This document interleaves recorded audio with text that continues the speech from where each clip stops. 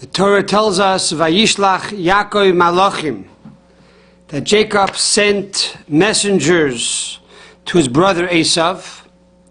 Since he did not see his brother in over 20 years, he wanted to see whether or not his brother had forgiven him for taking the blessings. And Rashi tells us that why does the Torah choose the word Malachim? Malachim to mean messengers. Says Rashi, Malachim Mamish, to tell us that Yaakov literally sent angels, Mamash, literally, physically, to go to Esav. And Yaakov did not send human beings of flesh and blood because of his concern that Esav should in no way, God forbid, harm these people. This is the story of the Torah. What is the concept of Shlichut? What is the concept of messengers in the Torah? What is the mitzvah? And how do we derive this concept, and how can we live by this concept today? First and foremost, the Rambam tells us, based on the verse in Numbers, chapter 18, verse 28, Kein torimu gam atem, that there's a mitzvah to take off a tithe in the Torah. Number one, every person is supposed to give 1/50th of their grain to the Kohen. And then you give 1/10 to the Levite. And after that, the Levite also has to give 1/10 to the Kohen.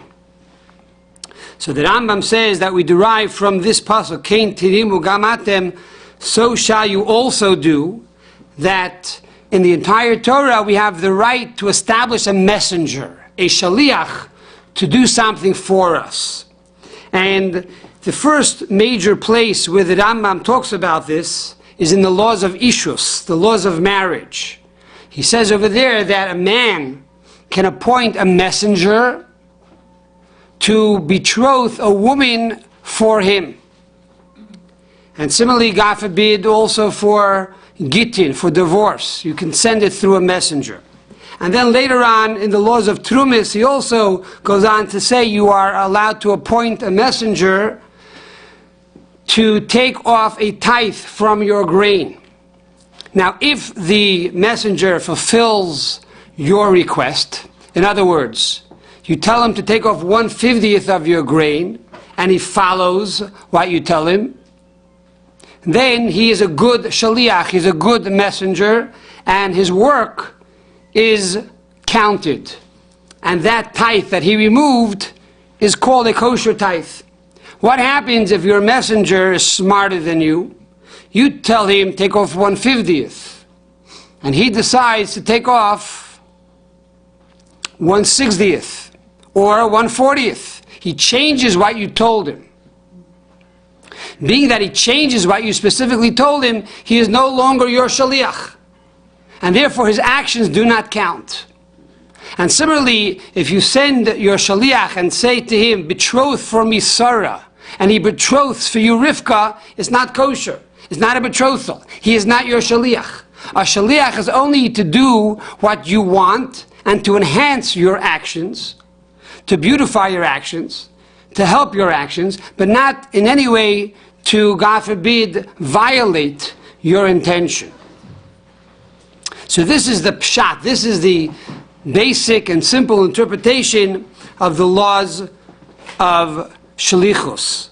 And it's interesting to note that, as mentioned earlier, that the first major place where the Rambam talks about this are pertaining to the laws of Kiddushin, of marriage. And perhaps this is the hint that the Rambam is telling us that the objective of real Shlichus is, number one, to sanctify the world, to elevate the world, because marriage, as we explained, means Kiddushin. Kiddushin means holy. So therefore, the purpose of Shlichus is to create holiness in the world, to unite God together with the world.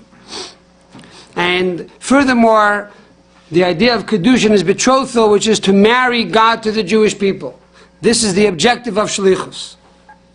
And this is the pshat, the laws of Shlichus. What is remez, the hint?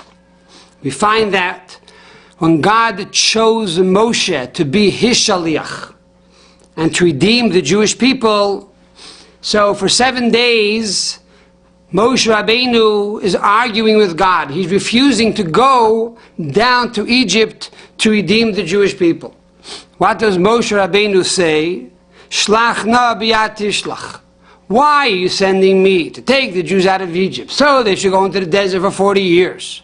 And then someone else will take them into Israel. And then they'll still be in Golus for many years. And then finally Mashiach will come. Shlach na b'yat tishlach. Send Mashiach right away. I don't have to go. Don't send me. Send the Mashiach now. And therefore the Gemara concludes that Moshe Rabbeinu Goyal Rishon and Goyal Acharon. That Moses is truly the first Redeemer and the last Redeemer. And even though Mashiach will come from the tribe of Judah, and Moses came from the tribe of Levi, really Mashiach will have both components.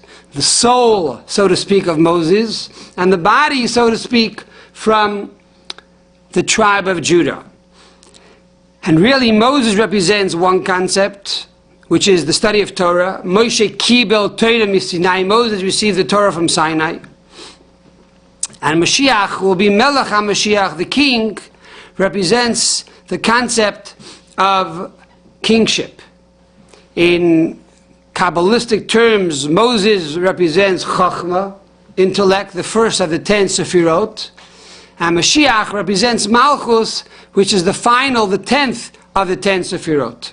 And therefore the idea of sending Moses was to unite Moses, the first of the 10 Sefirot, with Mashiach, the last of the 10 Sefirot.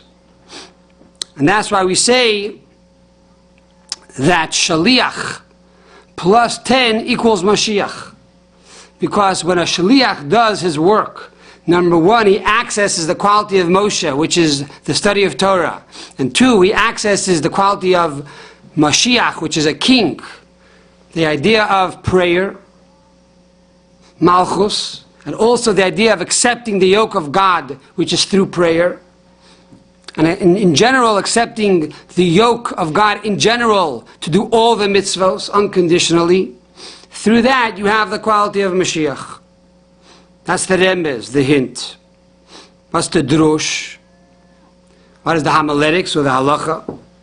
We find that Rabbi Yosef Engel, the Lekach Toiv, explains that there are 3 levels to shlichus. A shliach can be one of 3. An emissary, when he does something that he's asked to do, number one, the action, the maaseh, the action of the shaliach is one with the action of the meshaleach, of the sender. If the shliach is more dedicated to the sender, then his aver, his limb, his hand becomes one with the hand of the sender. If he's even more dedicated to the sender, then we say, Shliach shel Adam kim moisoi. The messenger is like the sender. He's almost like the sender, but not the sender himself. And based on Chassidus, there's a 4th level that the Shaliach is like the sender, Kim Moisoi Mamosh. And that's based on a teaching of the Rashba. The Rashba tells us that there's a law, Masha Kone Eved Kone Rabbi, that if a servant is walking down the street and he finds a lost object and he acquires it, so then his master acquires it also. Because being that the master owns the servant, he owns the slave, so now what the slave finds belongs to the master. Says the Rashba, it's not a 2-step concept. It's not that first the slave acquires it and now he gives it over to the master, but rather, Masha Kone Eved Kone Rabbi, the moment the slave or the servant picks up this object, automatically the master acquired it. Why? Because he's one with his master. He's an extension of his master. And so is true with a shliach who is dedicated to the meshalech, to the sender. He is one with the sender. Kimoisai mamosh. That is the drush.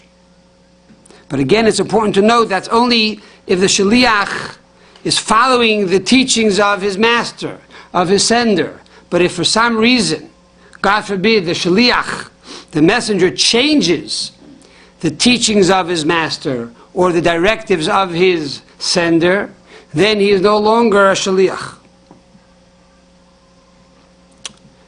The concept of soid, of the esoteric. So the Rebbe says that the word shliach, if you add up the word shaliach, which is shin, 300, lamed is 30, yud is 10, ches is 8, you have the same gematria as the word sameach, which means to rejoice.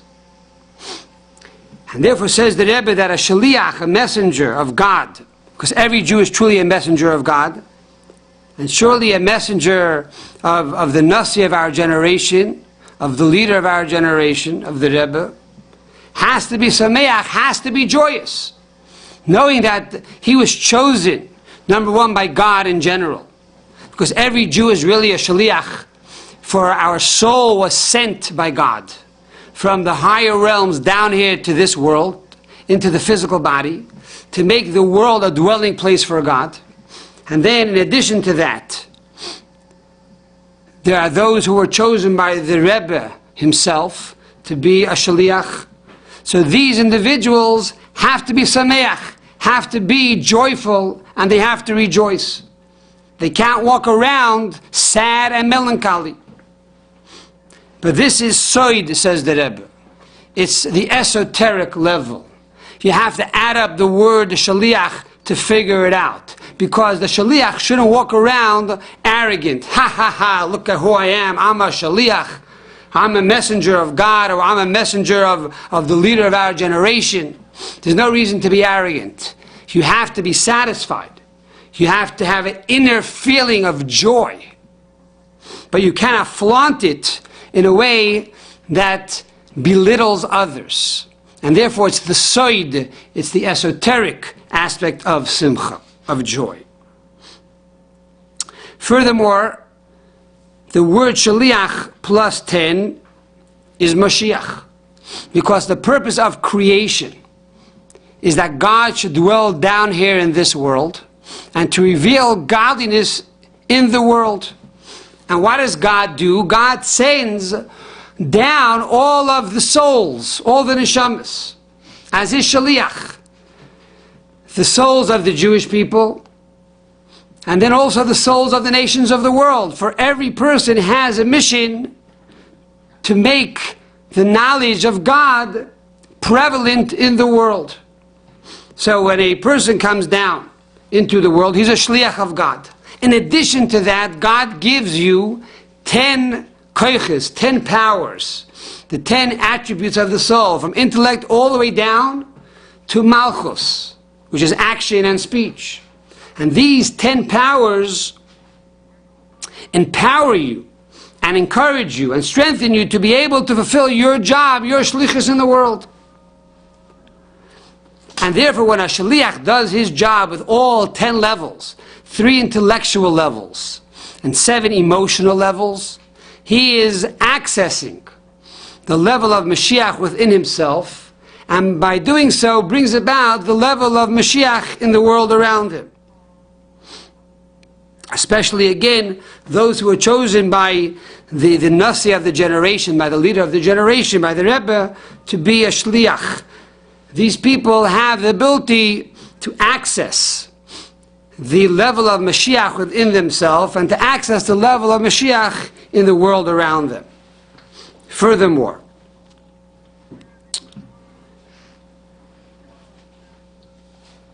there's a story that a shliach once came to the Rebbe, and the Rebbe saw that he was very sad. So the Rebbe said to him, you know, I cannot be in all places in the world at the same time. I cannot be in France and Israel and Russia and also here in Brooklyn. And therefore I send my Shluchim to represent me all over the world. And therefore, because the Shaliach is an extension of the Meshaleach, of the one that sends him, therefore you have to be joyful because the sender is joyful. And if you, God forbid, are not joyous, you are misrepresenting your sender. So there's no room for melancholy, there's no room for sadness. On the contrary, you have to be joyous.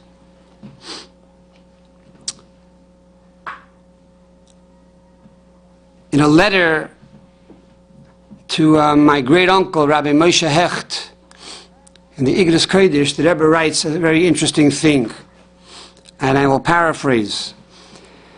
It seemed that my uncle was under a lot of stress because of the financial burden that he had carrying the day school in New Haven.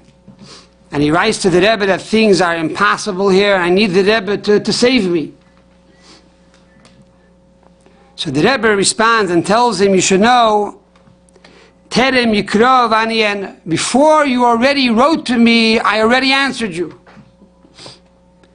How did I answer you? I sent someone to New Haven, and his name is Rabbi Moshe Hecht. And he was endowed with tremendous powers by the previous Lubavitcher Rebbe, Rabbi Vayishlach, my father-in-law, and you should get to know him. Because when you get to know him, he will help you solve all your problems. And the fact that you have these problems means you haven't met him yet. Go ahead and meet him. Now the Rebbe was talking to him about himself. In other words, every shliach who chooses to be a shliach of God, and especially to be a shliach of the Nasi, the leader of our generation, is endowed with these tremendous talents and endowed with these tremendous powers. And all we have to do is reveal these powers within ourselves. But the powers are there. And when you activate these powers and you access these powers, then all of the questions are answered and all the troubles are transformed into tremendous success and blessing. Another concept of shliach, says the Rebbe that shliach is shin lamed yud ches. Shin stands for shaita, which means hour. This alludes to the concept of tshuva, that is done through sumeira, by refraining from doing evil. The lamed of shliach is limud, the study of Torah. That's the concept of bakei shalom, to pursue peace in the world. For Torah brings peace to the world. The yud of shaliach is yoima, which is one day, or day, alluding to the concept of asay toiv, to do positive commandments. And the ches represents choda, one. In other words, in 1 hour, and in 1 day, and in 1 minute, the person can transform his entire life from bad to good. And these three aspects allude to refraining from evil, doing good, and studying Torah. When a person does this, and he does this in a way of choda, in a unique way, and a unified way with God, then he is truly a shliach, he is God's emissary to the world. Now, when you transform the lamed into a mem, you have the word Mashiach. How do you transform the lamed into a mem? Lamed is limud, which means to study Torah. But there are two kinds of Torah. There's the revealed Torah and the concealed Torah. And these are alluded to by the opened mem and the closed mem. The open mem represents the revealed Torah. The closed mem represents the concealed Torah. So when a Jew studies both revealed and the concealed, in a way of limud, choda, as one Torah, that one enhances the other, then he lives Mashiach, and he is truly accessing the power of Mashiach in the world. What does Chassidus say about the concept of shlichus? Obviously there's a lot to talk about, but just to share one unique idea. It says in the book of Mishalei, in the book of Proverbs, in chapter 29, verse number 4, it says, V'ish terumos yersena, which means as follows: a man of teruma, a man of tithe, will destroy the world. What does it mean, a man of tithe will destroy the world? Tithing is a mitzvah. As we explained earlier, you need to take off a tithe. And the mitzvah of tithing is connected with the mitzvah of shlichus. So what does it mean, a man of tithing will destroy the world? Says the Medrash that when you have a bundle or a pile of grain and you take off teruma, you take off a 50th from that grain, and you put that 50th in a corner because you're designating it to give one day to the Kohen. So now the teruma, the man of teruma, who's a holy man, stands in the corner and he says, look, I'm knowledgeable, I'm learned, I'm so holy, I'm teruma, I'm this tithe that was separated and segregated from the rest of the grain. I am designated for greatness, I'm designated to go to the holy temple. I can't mix with the chulin, with the non-holy grain. Yersena, that person will destroy the world. On the contrary, each one of us, even though we think we're smarter than the other and holier than thou, etc., not by segregating and separating ourselves from others will we bring about Mashiach redemption, but on the contrary, by going and inspiring and teaching. As the Rebbe would say very often, even if you know the letter Aleph, and that's all you know, teach the other Jew the letter Aleph. You don't have to be a big rabbi and a big Talmud Chacham and a head of yeshiva, Rosh Yeshiva, to be able to teach somebody else. Any little concept that we know, any bracha you know, share that with your brother. Share that with your sister. You know how to light Shabbos candles. Call your girlfriend in the house and light Shabbos candles together. You know how to put on tefillin? Call your boyfriend and say, come, we'll put on tefillin together.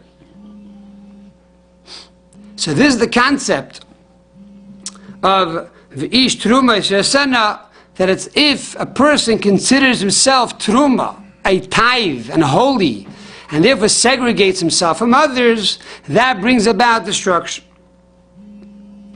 The Rebbe goes on to say that in the Sefer Maisa Eirik, on the tractate of Peah, he explains the terminology there that the din, the law, is emes la'mitoi, is true and very true. What does it mean, emes la'mitoi? It is true and very true. Either it's true or it's false. How can a law be very, very true? So he brings down a story of the Baal Shem Tov.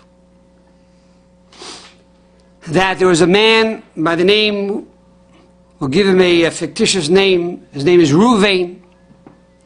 Ruvain gives $1,000 to Shimon and says, Shimon, you hold the money for me. A few months later, Shimon dies. Ruvain now goes to the children of Shimon and says, you know, I gave your father $1,000, I want it back. Shimon's kids say, look, we don't know. Our father never told us anything about the money.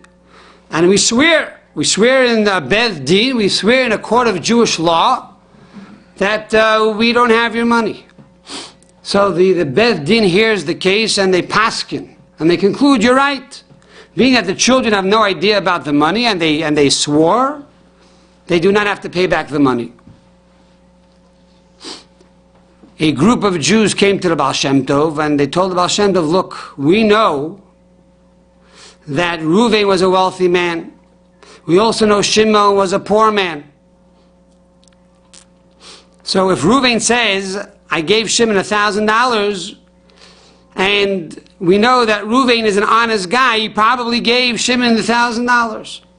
So how is it that the court can give a verdict which seems to be not true? So Baal Shem Tov says that you should know that even though in this lifetime Ruvain gave Shimon $1,000, in a previous lifetime, in a previous incarnation, in a previous generation, Shimon gave Reuven $1,000, and Reuven never paid back Shimon. So now in this generation, Reuven gives Shimon $1,000, and for some reason he doesn't get the money back. But it's a din emes lamito. It's a true, very true judgment. You might think it's not a true judgment because you only see the world in one dimension. But if you have the ability to see previous generations and previous incarnations, then you would realize that every law that are established by the courts of law are a din emes lamito, is a true and a very true law. Says the Rebbe, the same is true with us.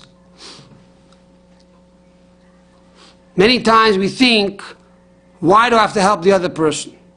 What's my business that the other person doesn't have a mezuzah, or the other person is lacking in Jewish knowledge? It's not my problem. I have to take care of myself. I need to take care of my family. So I should talk to that person not to intermarry. I should talk to that person to keep Shabbos. I should talk to that person to put on tefillin. It's not my business. I have no obligation to that person. I can't worry about the whole world. Says the Rebbe, the fact that you came in contact with that other person and you saw that that other person is missing something, the fact that God brought you and that other person together is divine providence. And therefore you owe that person something. Even though in this lifetime perhaps you don't, but you owe them something from a previous lifetime. Therefore, you're here to help them now to recover something that they have lost. And this is the concept of Shlichut, that it's not only an opportunity, it's not only a mitzvah, but it's also a chayv, it's an obligation to pay back that loan, to pay back that debt to your fellow Jew that you owe from a previous incarnation. And all of this ties up with Vayishlach Yaakov Malachim, that Yaakov sent messengers. Who is Yaakov? We are told that the Nasi of every generation is Yaakov. The leader of every generation is the Yaakov. Why? Because the word Nasi is an acronym for Netzutzoi Shel Yaakov Avinu. He is the sparks of Jacob our father. And the Yaakov and the Nasi of every generation sends malachim, sends angels, sends emissaries to Esav, to the powers of impurity, to the body, to the physical world, to transform the physical world and make it holy, to transform the darkness into light. And these are all malachim mamish. These are literal angels. What does mamash stand for? We know that mamash stands for the name of the Rebbe. Mem, Shin. Mem is the Rebbe's first name, Menachem. And Mem is the second name, Mendel. And then Shin is the third name, which is Schneerson. And therefore, by doing the work of Yaakov, and following the inspiration of Mamash, we will truly bring about the ultimate Shliach, who is the Mashiach, which is the emissary of God to bring about redemption to the entire world. And the entire world will truly witness and experience and see with their own eyes how the knowledge of God fills the world as the waters cover the sea.